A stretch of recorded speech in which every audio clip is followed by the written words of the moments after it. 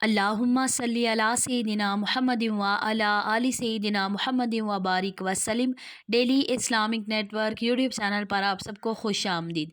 ایک شخص آیا رسول اللہ صلی اللہ علیہ وآلہ وسلم کے پاس اور اس نے آ کر عرض کی، یا رسول اللہ صلی اللہ علیہ وآلہ وسلم، دلوں کا سکون کس چیز میں ہے؟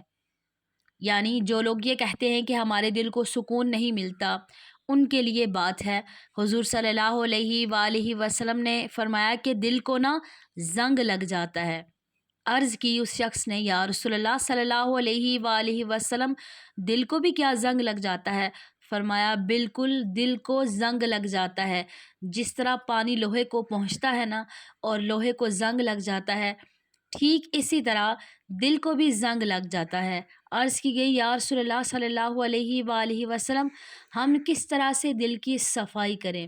حضور صلی اللہ علیہ وآلہ وسلم نے دو باتیں ارشاد فرمائی۔ آپ علیہ الصلوۃ والسلام نے فرمایا کہ نمبر 1 پر کثرت سے موت کو یاد کریں، نمبر 2 پر قرآن کریم کی تلاوت کریں کثرت سے۔ اب موت کو یاد کرنا کیا ہے؟ میں نے مرنا ہے، نہیں یار اس گناہ کے قریب نہیں جانا، یہ گناہ نہیں کرنا، یہ تباہی کی طرف لے کر جائے گا، کیونکہ ہمیں موت آنی ہے۔ غیبت نہیں کرنی، کسی سے حسد نہیں کرنا، چغلی نہیں کرنی، کیونکہ ہم نے مرنا ہے۔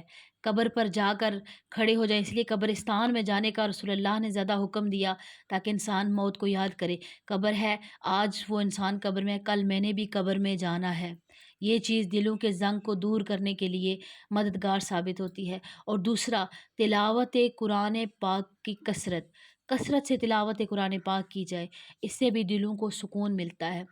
آپ یہ کر کے دیکھیں، انشاءاللہ تعالی ساری زندگی جس انسان کو سکون نہ ملا ہو تو اس میں انسان کو سکون ملے گا انشاءاللہ تبارک و تعالی۔